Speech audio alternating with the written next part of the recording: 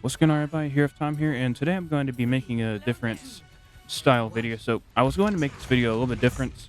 I was going to record the Steam store page for this video, but for some reason Streamlabs said, nope, we're not doing that today. We're not doing that.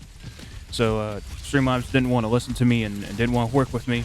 So I don't know how to get Streamlabs to record the Steam store page. I even enabled like third-party overlays such as Steam, and that didn't work either. So I don't know how it gets work. Anyway, I want to make hopefully a shorter video on why the reviews. So I'm sure many of you know that Overwatch 2 is on Steam now. So I want to talk about why did it get review bombed so partially. And I'm sure many of you already know the answer to this question, but still, I'm going to go over it just for a little bit, and I'll have this is a video of me doing a competitive game in the background. I played as Ana the whole time. I normally play as Ana. So I'll cut the video in the background depending on how long I talk for. So yeah, let's go and get into the video.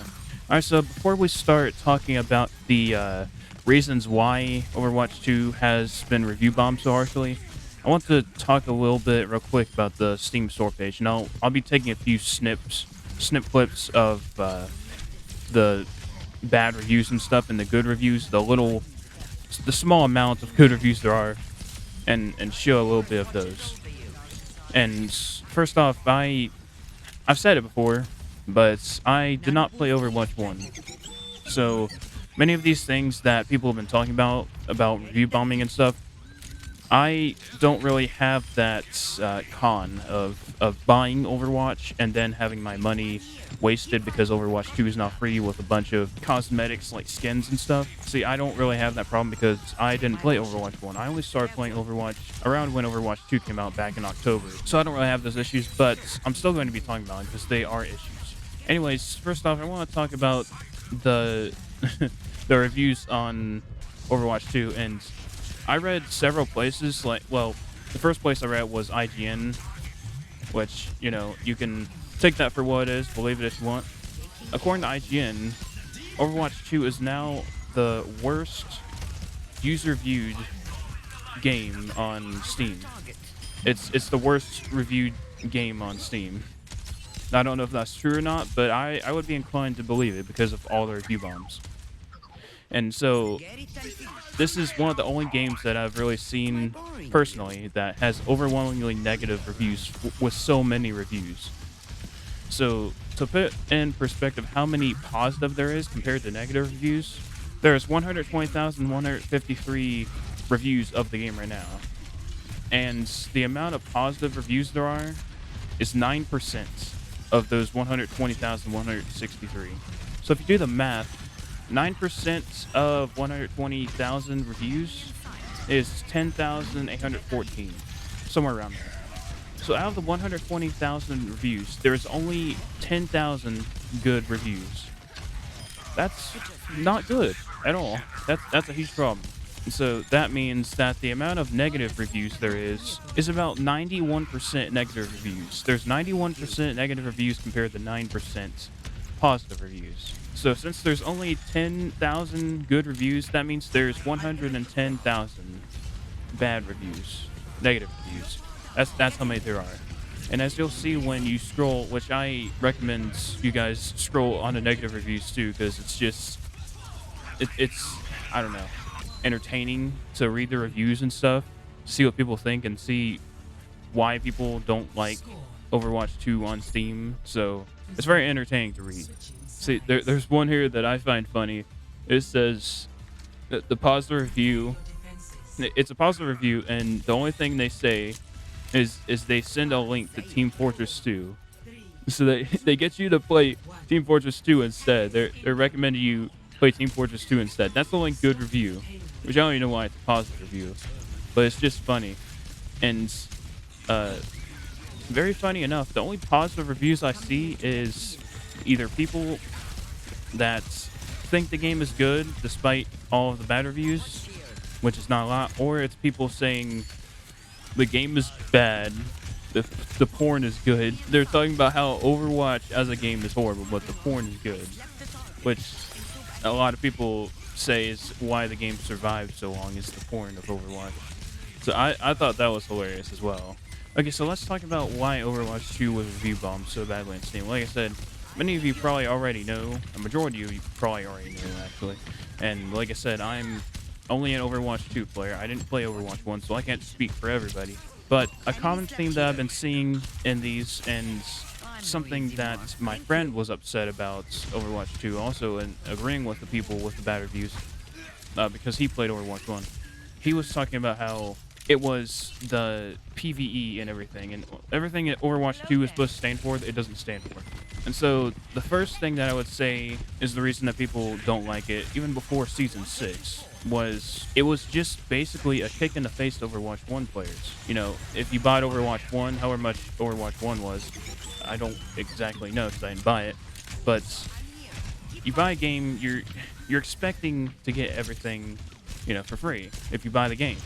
And that's the way Overwatch 2 or Overwatch 1 was.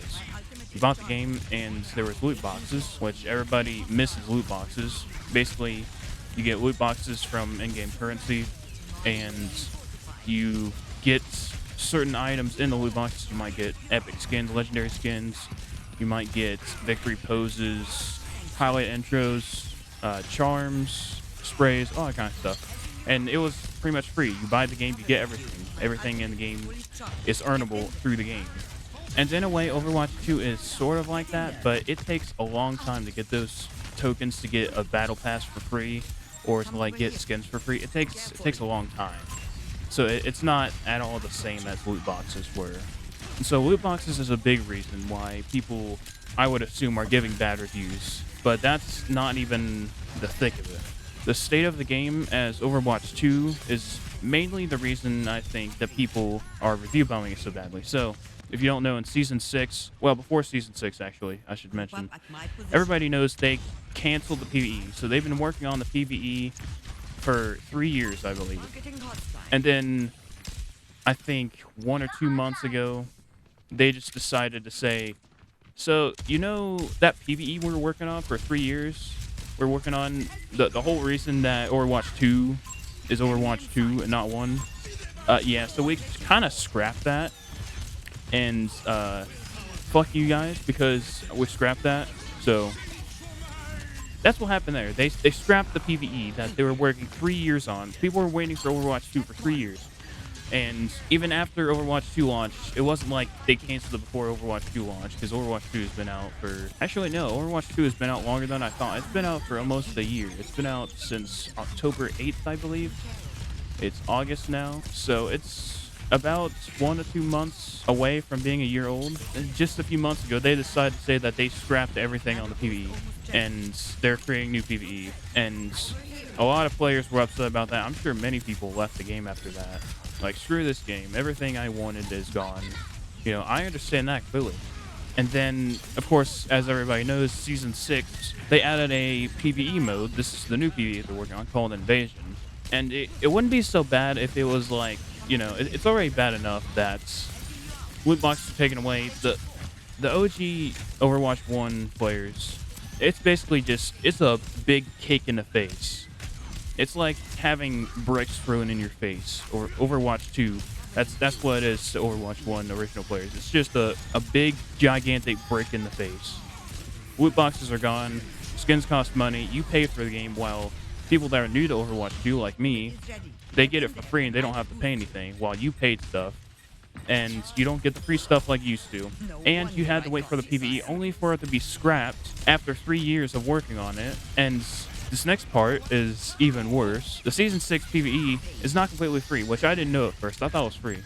You have a little bit of the PvE that's free in Invasion, and then they slap a $15 price tag on the PvE for the rest of it. Just for the PvE. That's it. Just for the story. It's $15. So that's an even more gigantic kick in the face to Overwatch 1 players. I mean, Overwatch 2 players too, but Overwatch 1 players especially, because they have to pay even more money than they spent on the game when they bought it. So, you know, it's just kind of ridiculous when you think about it. And I'm sure that's another big reason why people quit Overwatch or they're review bombing this so harshly, is because of that especially. And to me, these negative reviews are kind of like a strike saying, hey, fix your game or we're going to leave Overwatch and we're going to keep on giving bad reviews. That's what it is in my opinion. And you'll see on some of them, you'll see on some of these reviews, like, talk about the PvE and everything. They, like, my friend sent me a list of, it's a list of different games that you can buy for $15 instead of the PvE. So they've got several games down here telling of, like, actual full games that are as much as this is only the price of the PvE. So they have, like, Team Fortress 2, Portal 2, Risk of Rain 2, Payday 2, Doom Eternal, Stardew Valley, God of War, other stuff that you could buy for $15, or I think they're saying $40, because the $15 plus what Overwatch costs is about $40.